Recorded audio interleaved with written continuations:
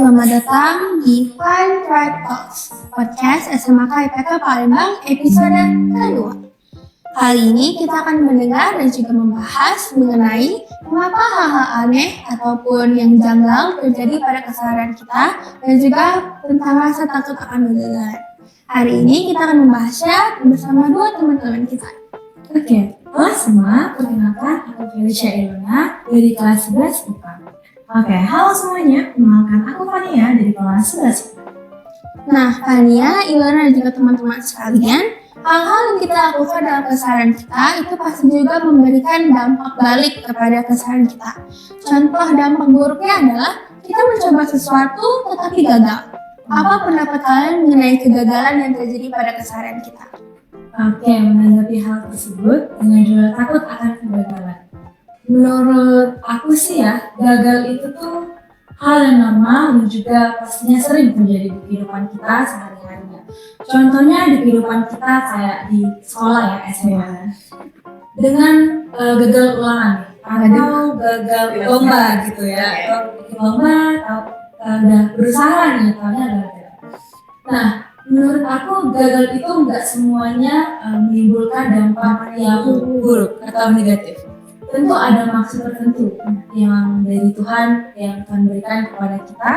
Mungkin kedepannya ada maksud tersendiri. Nah, baru kita menyadari hal tersebut.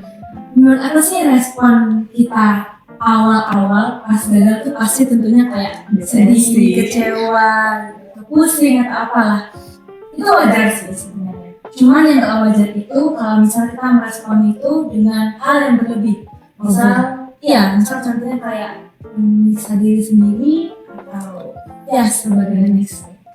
Jadi intinya takut akan kegagalan itu ya hal yang wajar. Cuman kita harus bisa menyikapi hal tersebut. Gitu. Kalau Fania? Kalau dari aku pribadi, takut akan kegagalan sebenarnya wajar nggak sih kalau kita ngerasain itu dalam pribadi sehari-hari, terlebih kita yang sama anak SMA ini bukannya seorang yang berpengalaman banget ya, sehingga kita pun juga bisa nggak takut sama kegagalan, terobos aja semua gitu. Ada tiap orang tuh punya misalnya beda-beda, pola mindsetnya juga beda-beda, mereka punya prinsip dan juga pengalaman yang beda-beda. Nah, mentalnya juga beda-beda tuh. Ada orang yang kena gagal dia langsung down, ada orang yang kena gagal oh dia bisa mempelajari hal itu. Tapi saranku, kalau kalian takut sama kegagalan, coba kalian ubah dulu deh pola pikirnya. Atau mungkin kalau kalian ngerasa ubah pola pikir terlalu susah, yaudah kalian tenangin aja diri kalian dulu. Kalian tenangin diri, oke, diri kalian udah aman nih, kalian udah bisa berpikir dengan lebih jernih lagi. Yaudah, kalian coba cari solusinya. Dari kegagalan itu, kira-kira apa yang bisa aku pelajari? Jangan kalian cuma takut akan gagal, kalian stuck guys di titik dimana kalian gagal. Kan useless ya. Harusnya kalian bisa ngambil pembelajaran apa nih yang bisa kalian dapatkan dari kegagalan itu, sehingga kalian pun bisa berubah menjadi pribadi yang lebih baik lagi. Oke, insight-nya sangat bagus ya dari teman-teman kita ini.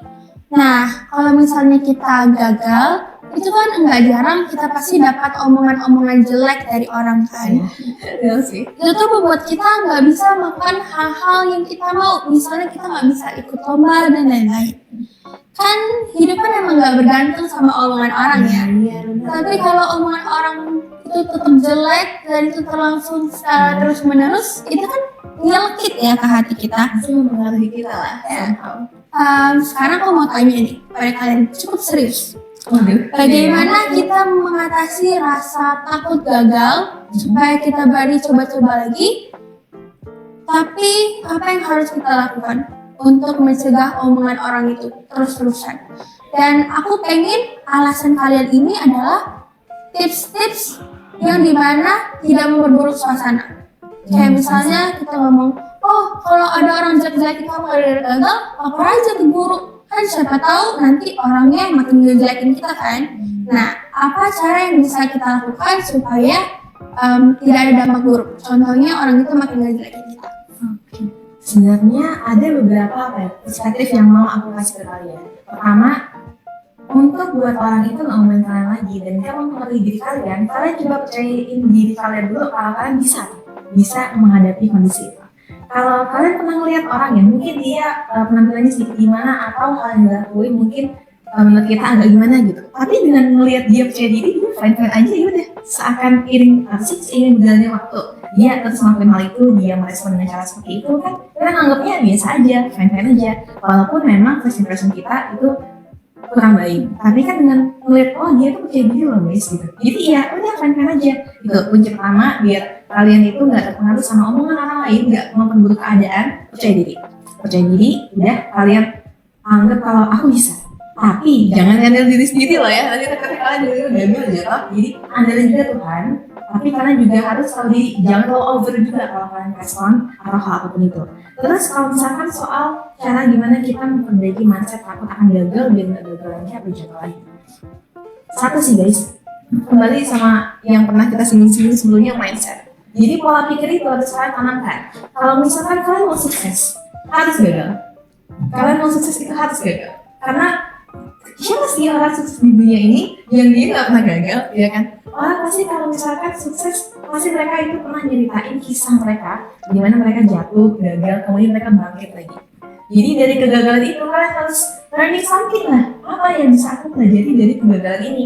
Dengan kalian mempelajari sesuatu itu, kegagalan itu bakal kalian anggap sebuah pembelajaran yang luar biasa. Karena dari kegagalan itu seorang itu bisa apa ya? Kayak meningkatin level dirinya ke yang lebih baik.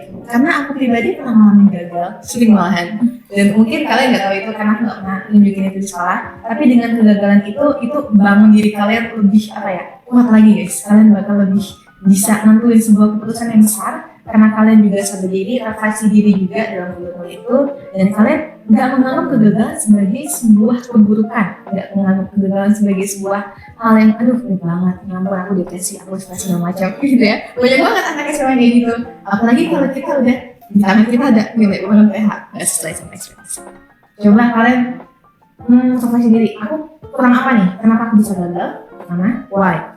Kedua hal, gimana cara kalian bisa mengatasi kegagalan itu di next perjalanan kehidupan kalian? Itu deh. Kalau dari Ilana mau menambahkan sedikit? Oke, kenapa nih udah cukup panjang ya sepertinya, mungkin saya akan menambahkan sedikit saja. Di kehidupan kita di SMA ini tentunya kita pernah mengalami takut akan kegagalan kayak PH atau ya ulangan-ulangan, walaupun kita udah belajar mati-matian gitu kan, gue tetap aja nih kenapa pasti kita tuh pas pertama kali ngeliat nih pasti bertanya-tanya nih kenapa Aku udah belajar loh. iya udah maksimal loh menurut kita ya, tapi menurut kita. Nah, jadi dengan itu wajar sih kalau menurut aku responnya dengan itu wajar. Cuman kegagalan itu setelah respon itu yang tadi, jadikan kegagalan itu adalah sebagai kunci kita supaya lebih maju lagi selama ke depannya. Misalnya kita ulangan nih, mungkin standar nilai kecil kita anggap aja ya teman-teman anggap aja. Nah, tapi ternyata kita dapat 78 nih. Nah, kita jadiin 78 ini sebagai patokan kita supaya di next ulangan lagi itu bisa 80 atau lebih ya gitu. Nah, kalau misalnya omongan orang yang ngejelekin kita karena kita gagal, itu bisa kita kesampingkan kan? Atau mungkin kita bisa komunikasikan. Iya. Nah, dalam hal ini aku mau membahas seseorang. Wah, Nah, tidak ada nama dong, ini contoh kasus doang. Jadi dia tuh udah gak tahan udah diejekin gara-gara dia gagal. Kayak misalnya dia ikut OSN nih, dia tuh diandalin seluruh sekolah, dia ikut OSN astronomi. Cuman satu-satunya di sekolah itu dia yang maju astronomi, tapi dia gagal. Tapi terus dia diejek-ejekin oleh orang karena kayak, masa perwakilan satu-satunya gagal sih, malu-maluin banget gitu. ya itu sedih banget sih. Iya, yang harus kita lakukan itu kita seharusnya ngobrol kan, jangan gitu dong, aku nggak suka, itu karena aku lagi sakit atau misalnya apa gitu.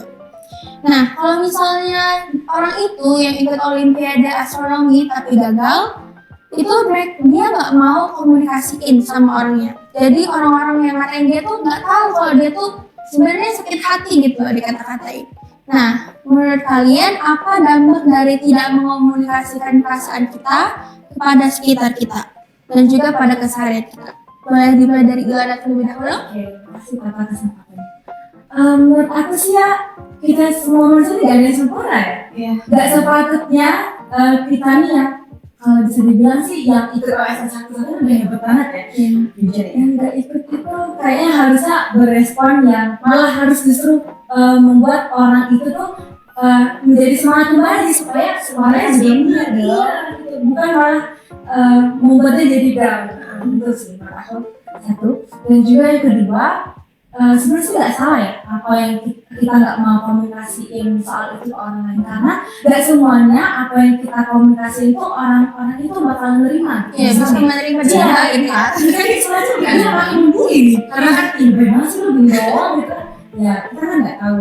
Nah itu juga dengan orangnya. Jadi menurut aku sebagai orang yang seperti kita ini harusnya bersikap yang baik lah kepada semua orang, memotivasi, saling merangkul, karena kan kita satu keluarga, satu sekolah gitu kan, harus saling merangkul. Apanya? Nah, kalau dari aku sebenarnya di sini ada dua pihak yang salah, karena masing-masing orang itu pasti punya kesalahan yang pribadi. Jadi kalau misalkan bagi orang yang dia ikut OSN tadi, kalau si A ini dia nggak mau milih nggak mau komunikasi karena terlanjur udah sakit hati sama omongannya teman-temannya juga di satu sisi salah, bukannya nyemangatin dia kayak Ilham bilang tadi, malah bikin down. Gimana dong guys, harusnya kalian sadar dong, latar kalian sama mahasiswa, ke sekolah, bisa biasa lagi. Jadi maksud aku gimana ya, coba kalian lihatlah kesulitan, kesusahan dia tuh apa. Jangan kalian cuma ngejudge dia aja dengan ngeliat dia gagal. Bisa aja dia udah berusaha, bahkan dia sampai mengorbankan waktu, jiwa, tenaga dia, kan kita nggak tahu tuh. Bayangin kalau kalian, coba deh kalau kalian bayangin kalian posisinya si Asli juga dong. Iya, Iya, udah berusaha tapi malah dijelek-jelekin kan. Iya, terkadang orang tuh nggak tahu misalnya kita di belakang yang udah kita apa sih perjuangkan, terus malah diejek, kita juga kecewa, malah nanti kita ya tadi kita udah takut gagal, tambah nggak mau melangkah maju lagi. Jadi di satu sisi kalian juga harus seperti diri dong. Kalau kalian nggak seseorang yang gagal, coba kalian lihat. Jadi jangan langsung berkomentar ya guys, karena hati-hati juga mulut kalian tuh pedes banget loh gitu ya. Dan menurut yang si A tadi, karena dia nggak mau komunikasi, mungkin memang pribadinya dia nggak mau berkomunikasi, atau mungkin dia mau tenangin diri dulu bisa, terus dia refleksi diri juga bisa. Cuman sebenarnya untuk mengkomunikasikan perasaan kita pribadi itu nggak salah ya. Mungkin dia takut akan masalah ini atau komentarnya, judging-nya mereka itu akan lebih buruk, akan lebih bikin dia down. Mungkin dia memilih untuk membuat jarak lebih dahulu, jadi masing-masing orang itu bisa lupain hal itu. Terus nanti kalau misalkan udah mungkin beberapa hari atau beberapa minggu Kebaikan lagi ya, jadi kayak ya forget aja all the problems gitu, kayak anggap fine-fine aja, nothing happen. Jadi gitu. Tapi saran aku, kunci utama kalian menyelesaikan komunikasi itu selain refleksi diri, itu adalah komunikasi. Jadi itu kunci kalian menyelesaikan sebuah masalah. Itu dari. Oke. Dan juga teman-teman, kalau misalnya kalian udah bener-bener nggak bisa pendem perasaan yang nggak enak lagi, kalian bisa konsultasi ke guru, ke teman-teman dekat, atau juga bisa minta pertolongan ke pihak-pihak yang lebih profesional lagi, seperti misalnya psikolog. Nah, itu juga bisa berdarah. ya tentunya Tuhan itu psikolog sejati yang selalu ada di hati kita. Kapanpun kita butuh dia pasti ada, selalu guys. Ingat ya. Nah, dalam pembicaraan kita ini aku menangkap sesuatu. Apa tuh? Kita itu jadinya serba salah. Kita mau coba tapi nanti takut gagal, takut diomongin orang. Kita nggak coba, kita jadi rugi. Kita melewatkan kesempatan yang berharga gitu loh. Kayak misalnya karena dia takut diomongin orang lagi, dia nggak mau ikut lagi OSN astronomi selanjutnya. Iya, mungkin karena itu dia lagi sakit atau apa, jadinya otaknya puyeng atau gimana gitu. Jadi karena serba salah itu, banyak orang yang bertanya-tanya, kenapa ya hidupnya tuh begini banget, mau maju salah, mau mundur salah, kanan kiri atas bawah, mau gerak pun salah semuanya. Kalian pernah nggak sih merasa seperti itu? Seperti semuanya serba salah dan nggak bisa gerak? Pernah nggak sih itu titik dimana kita berada di titik paling down banget, kita udah nggak tahu apa itu solusi, apa itu pintu keluar, kita udah buta, akan kita dibutakan oleh arah lah, hilang arah, nggak tahu mau ngapain salah. Jadi kita berbicara sendiri kepada diri kita yang membuat kita pusing. Jadi ada banyak banget ada banyak banget diri kita yang berkata-kata negatif, positif, tapi banyak negatifnya di dalam pikiran kita. Dan itu bikin kita jadi buta akan solusi. Kita fokus sama masalahnya apa gitu. Sebenarnya kalau berada di kondisi kayak gitu, satu sih responku nangis. Satu sih responku nangis. Wajar sih ya. Walaupun mungkin orang-orang ngelihat kita di sekolah itu happy, fun, kan mereka nggak tahu ya di balik apa. Jadi mungkin kalau solusi dari aku untuk masalah itu, pertama luapin aja semua unek-unek kalian. Kalau kalian nggak ada tempat pulang rumah, tempat untuk sharing, kalian bisa kan doa sama Tuhan ya. Ya kan, yang kayak kakak bilang tadi, Tuhan itu selalu senantiasa ada. Jadi psikologis yang setia banget, aku setuju banget untuk hal itu. Karena percayalah guys, kalau kalian itu berada dalam suatu kondisi yang gagal, itu kalian nggak pernah sendiri. Kalau kalian gagal, Tuhan juga ngerasa kalian gagal itu. Jadi jangan ngerasa nggak ada orang itu yang paham akan perasaan kalian. Tuhan itu selalu paham. Kalian cuma tinggal membuka diri ke Tuhan aja, karena Tuhan itu selalu open ya, open the door. Kalau kalian mau datang, Tuhan pasti terima itu. Jadi lari ke Tuhan, kalian sharing unek-unek, barulah nanti kalian bisa berpikir kembali solusinya apa. Terus mungkin kalian juga bisa tuh membangun relasi yang baik dengan teman-teman ataupun keluarga. Keluarga kan juga bisa ya, jadi rumah pulang kita untuk sharing. Jadi kalian bisa dapat inspirasi solusi lain nih gitu. Atau kalian juga bisa ke orang percaya siapapun itu. Ya, mau kalian ke bestie kalian, mau kalian ke teman dekat kalian, itu bisa guys. Itu dari aku. Kalau Ilana mau menambahkan? Oke, aku nambahin sedikit aja. Oke, benar kata Fania tadi. Tapi aku mau nambahin, selain berdoa, kita juga harus berpegang teguh sama firman Tuhan. Karena di kehidupan kita sehari-hari perlu ya. Rasanya tuh kayak bimbingan atau apa misalnya, kita kan bisa serba salah. Menurut aku firman Tuhan itu gak pernah salah. Wah, karena misalnya kita ngikutin firman Tuhan di mata orang itu tuh sebenarnya salah. Tapi kan semua itu benar, cuma di mata orang itu salah. Karena sepenglihatan aku di zaman sekarang ini tuh banyak yang menormalisasikan apa yang salah jadi benar. Nah, jadi gimana cara kita pintar-pintar kita ngatur pola pikir kita, kebiasaan kita, sikap kita, dan semuanya itu dengan firman supaya gak sesat. Nah, tapi kan buat ngertiin firman Tuhan tadi, kita perlu bangun keintiman sama Tuhan juga dong. Iya dong. Jadi bisa dikombin firman Tuhan, doa, bangun keintiman gitu kan bisa ya. Jadi kita bisa menemukan jalan keluar lah ya dalam kehidupan kita yang serba salah waktu itu. Aku guys. Iya. Jadi walaupun kita berada di suatu kondisi yang dimana kita maju mundur kanan kiri salah semua, tidak ada semua kita tetap di sini aja. Kalau bisa nolak kanan, nolak kiri, nolak pun nggak bisa. Jadi kita harus ingat sama yang namanya bersyukur. Dan juga kita harus punya harapan pada Tuhan. Ngomong-ngomong bersyukur, apa ya tentang bersyukur? Nah, bersyukur itu adalah judul dari podcast pertama kita. Iya, kan video ini sudah gitu ya guys ya. Nanti kami bakal kasih linknya di ini ya. Kalau mau tanya Pak Edita kerja sama ya, nanti linknya bakal kita taruh di bawah video ini. Kalian tinggal klik aja. Itu judulnya gratitude guys. Itu adalah bersyukur ya. Kalau dalam bahasa Indonesia. Dan bersyukur, karena kenapa kita harus bersyukur? Karena semua, benar-benar semua guys, hal-hal ini tuh bisa terjadi karena rahmat kebaikan Tuhan. Aku bisa duduk, Ilana, Fani bisa duduk, bisa ngobrol, iya bisa ngobrol sekarang, kamera lampu ini bisa nyala, itu karena Tuhan guys. Jadi kita harus bersyukur, kita masih diberikan kesempatan oleh Tuhan untuk mengalami hal-hal tersebut. Tuhan itu percaya sama kita bahwa kita bisa melalui keadaan yang serba salah itu. Jadi jangan menyerah ya guys, dan juga harus berpengharapan kepada Tuhan. Karena Tuhan tidak akan meninggalkan kita sedetik pun. Setuju? Setuju dong.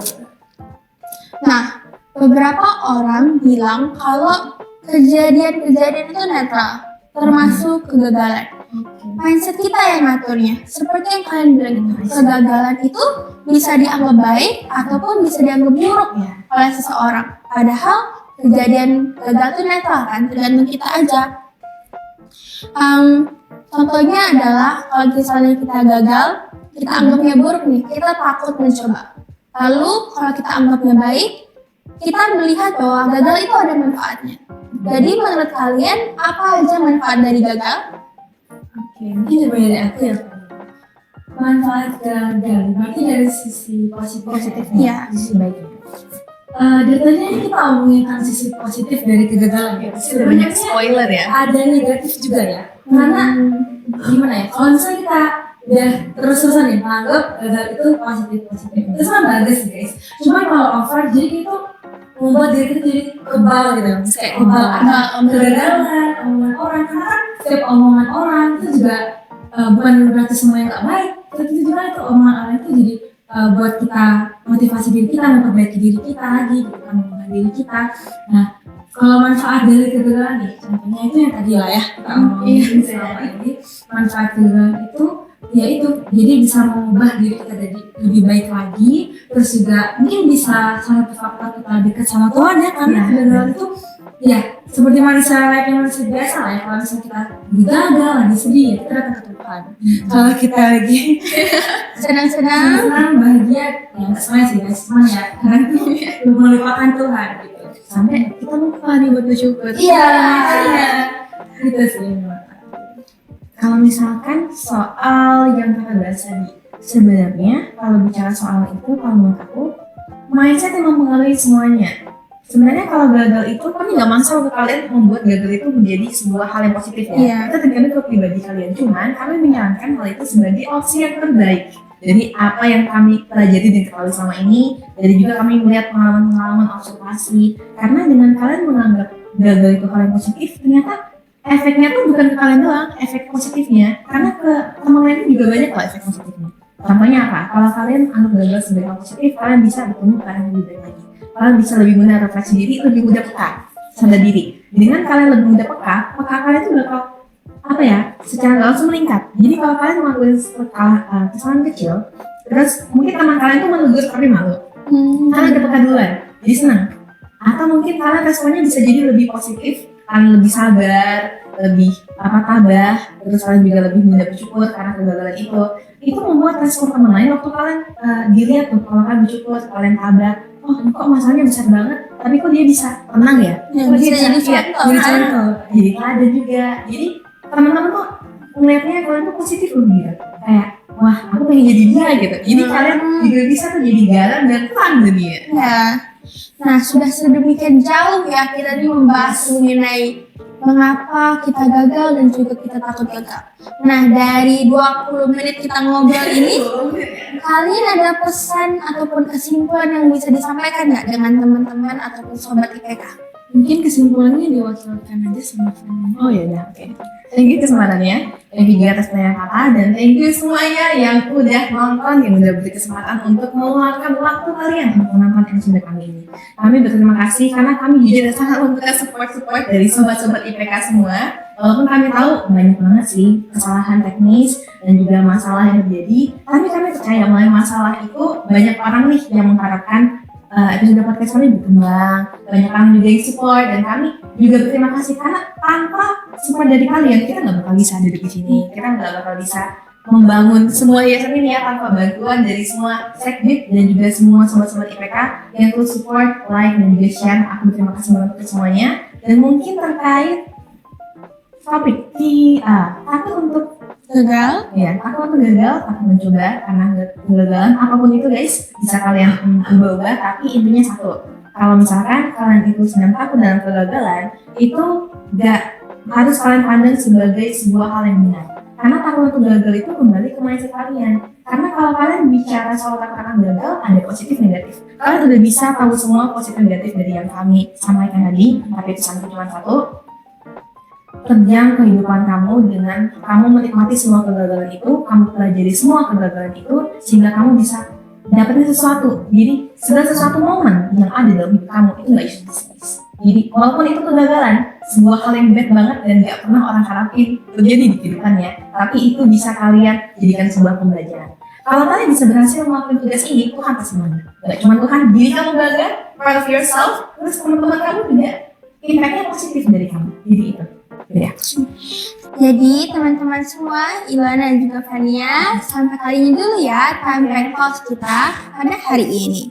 Kiranya hari ini kita bisa bermanfaat bagi teman-teman semua dan juga bisa teraplikasi dalam kehidupan kalian dengan baik. Bye bye semua, see you in another podcast. Bye. Thank you.